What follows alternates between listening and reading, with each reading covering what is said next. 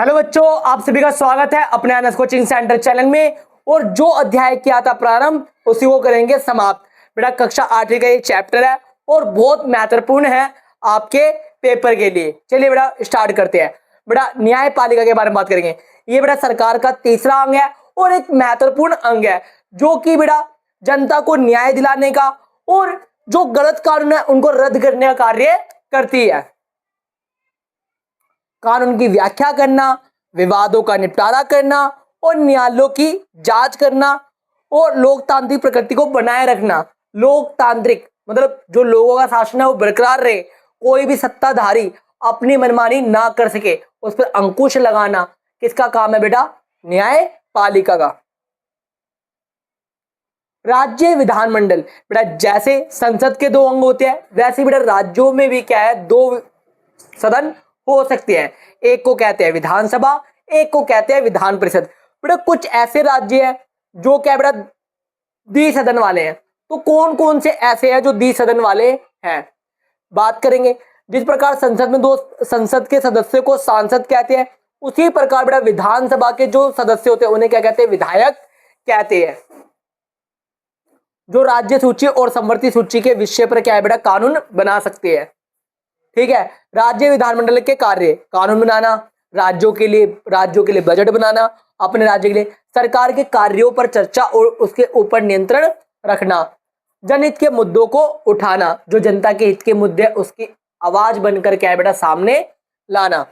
राज्य सूची के विषय वह विषय जिन पर केवल राज्य ही कानून बना सकती है, राज्य सरकारें कानून बना सकती है। पर बेटा केवल वर्ड यहां पर नहीं आना चाहिए था, विशेष परिस्थितियों में केंद्र सरकार भी राज्य सूची में कानून बना सकती है।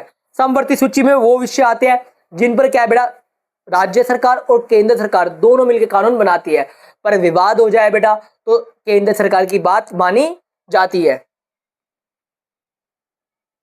बेटा तीन सूची है, संघ सूची, राज्य सूची और समवर्ती सूची। बेटा संघ सूची में सिर्फ और सिर्फ एकमात्र अधिकार केंद्र सरकार का ही है कि केंद्र सरकार ही कानून बना सकती है।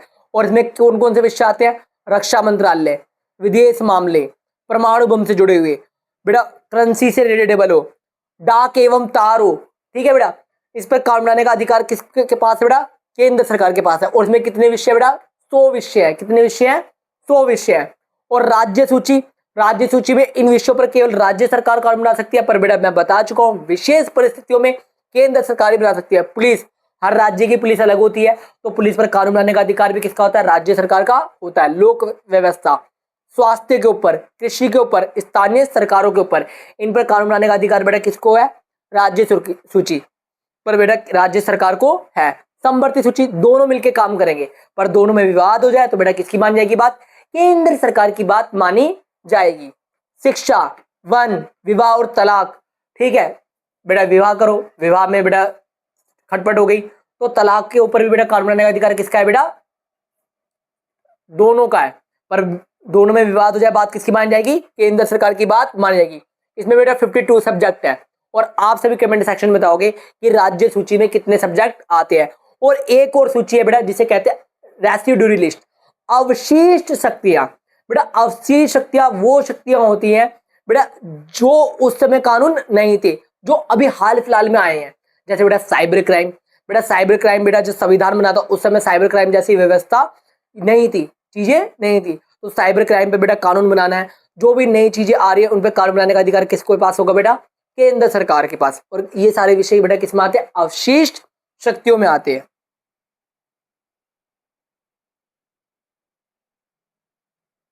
बेटा संघ सरकार और राज्य सरकार में क्या अंतर होता है? बेटा क्षेत्राधिकार भारत के राष्ट्रपति निर्वाचित मंडल द्वारा निर्वाचित होते हैं, राज्य के राज्यपाल राष्ट्रपति द्वारा नियुक्त होते हैं। इनका कार्यकाल दोनों का सेम होता है, 5 वर्ष का। केंद्र में राष्ट्रपति औपचारिक रूप से प्रमुख होता है और यहाँ पर कौन होता है बेटा? राज्यपाल होता है। परंतु वास्तविक शक्ति बेटा संघ सरकार में किसके पास होती है? प्रधानमंत्री के पास। और यहाँ पर किसके पास होती है? मुख्यमंत्री के पास। यहाँ पे लोकसभा में बहुमत दल का नेता क्या है बेटा? सरकार बनाता है। और यहाँ पे विधानसभा में जो बहुमत दल का नेता होगा वो सरकार बनाएगा। यहाँ पे बेटा प्रधानमंत्री द्वारा चयनित किए जाते हैं मंत्रिपरिषद, और यहाँ पे मुख्यमंत्री द्वारा। ये लोकसभा के प्रति उत्तरदायी है, ये विधानसभा के प्रति उत्तरदायी है। यहाँ पे 2 सदन होते हैं, लोकसभा और राज्यसभा। बेटा यहाँ पर भी 2 सदन होते हैं, पर बेटा हर राज्य में 2 सदन नहीं है। ठीक है बेटा, इसके निम्न सदन को क्या कहते हैं? लोकसभा। इसके निम्न सदन को क्या कहते हैं? विधानसभा। तो बेटा कौन कौन से ऐसे राज्य है जहां पर क्या है बेटा 2 सदन है? चलिए एक बारी बात करते हैं, एक बारी ब्लैंक पेज इसी पे बता देता हूं। तू भी एमए कर। तेलंगाना, उत्तर प्रदेश, बिहार, महाराष्ट्र, आंध्र प्रदेश और कर से क्या है बेटा? कर्नाटक। ये बेटा ऐसे राज्य है जहां पर क्या है 2 सदन है, जहां पर विधानसभा भी है और विधान परिषद भी है, और बाकी जितने भी राज्य हैं वहां पर सिर्फ और सिर्फ विधानसभा है। ऐसे 2 यूनियन टेरिटरी भी है जहां पर विधानसभा है। एक यूनियन टेरिटरी तो बेटा वो होगी जहां पे आप रहते हो। अगर आप दिल्ली में रहते हो तो बेटा दिल्ली भी क्या है? एक केंद्र शासित प्रदेश है, और यहाँ पर बेटा विधान सभा भी है। और एक है पुडुचेरी। तो बेटा पुडुचेरी और दिल्ली, यही 2 ऐसे केंद्र शासित प्रदेश है जहां पर विधानसभा का गठन है। एक सदनीय विधानमंडल और द्विसदनीय विधानमंडल क्या होता है? जहां पर एक ही सदन हो, एक सदनीय विधानमंडल। जहां पे 2 सदन हो तो उसे क्या कहते हैं? द्विसदनीय विधानमंडल। निम्न सदन को विधानसभा, उच्च सदन को विधान परिषद। ये जनता द्वारा चुने जाते हैं, और ये बेटा विभिन्न क्षेत्रों का प्रतिनिधित्व करने वाले सदस्य होते हैं। ठीक है बेटा, विधानसभा को निम्न सदन कहते हैं, बता चुका हूं मैं, और उसको क्या कहते हैं? उच्च सदन।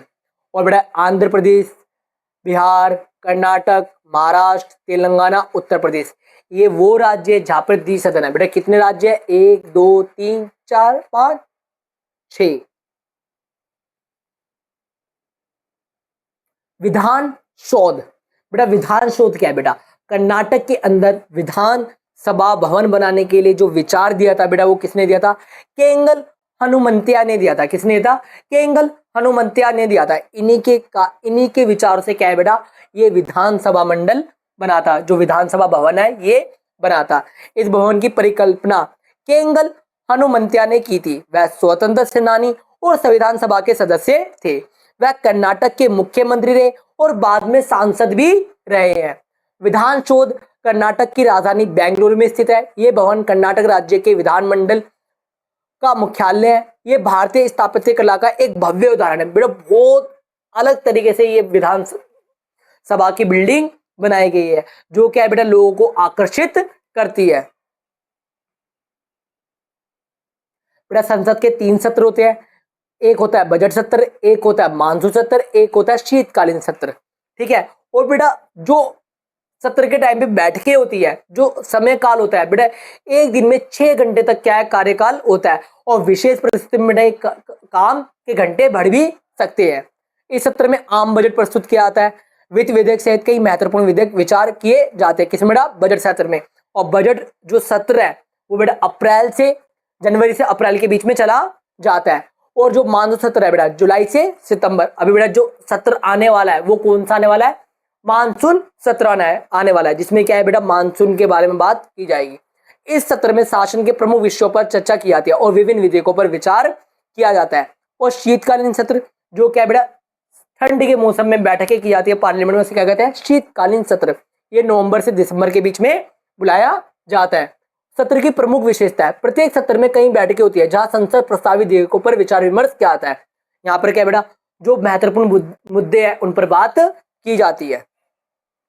और बेटा 6 घंटे तक, एक प्रतिदिन बेटा कितने दिन काम होता है? 6 घंटे होता है। विधेयक पर बहस होती है, मतदान होता है, बहुत सारे बेटा काम होते हैं संसद में। बेटा अब तक जो लोकसभा रही है कितनी सत्र हुए हैं और बैठकों की संख्या कितनी है? जो पहली लोकसभा थी बेटा उसमें बेटा कितनी सत्र हुए? बेटा 14 हुए थे। और कितनी बैठकें? 677। और जो बेटा 13वीं लोकसभा है उसमें कितनी सत्र हुए? बेटा 14। और बैठकें कितनी है? 356 हुई है। कितनी हुई है? 356। तो बेटा आप सभी कमेंट सेक्शन में बताना कि जो हमारी 18वीं लोकसभा है वो कब गठित की गई है। देखते कितने बच्चे हैं जो बता पाएंगे कि 18वीं लोकसभा कब गठित की गई है, क्योंकि मैं आपको लास्ट क्लास में बता चुका हूं कि जो 18वीं लोकसभा है वो कब से कब तक के लिए बनाई गई है। बेटा सरकारें आएंगी, सरकारें जाएंगी, पार्टियां बनेंगी और बिगड़ेंगी, मगर ये देश में लोकतंत्र रहना चाहिए। ये बात बेटा भारत के पूर्व प्रधानमंत्री अटल बिहारी वाजपेयी ने की थी कि भैया कुछ भी हो, सरकारें आएंगी जाएंगी बिगड़ेंगी बनेंगी, पर भारत के अंदर लोकतंत्र कभी अलविदा नहीं होना चाहिए। आप बताइए क्या भारत में वास्तविक लोकतंत्र आज के समय में है या नहीं? अगर नहीं है तो कमेंट सेक्शन में लिखो नो, और अगर है तो कमेंट सेक्शन में लिखो यस। और ऐसी वीडियो पाने के लिए, ऐसे ही बेटा चैप्टर समझने के लिए अपने एनएस कोचिंग सेंटर को सब्सक्राइब करें और बेल आइकन को दबाना ना भूलें। NS coaching centre.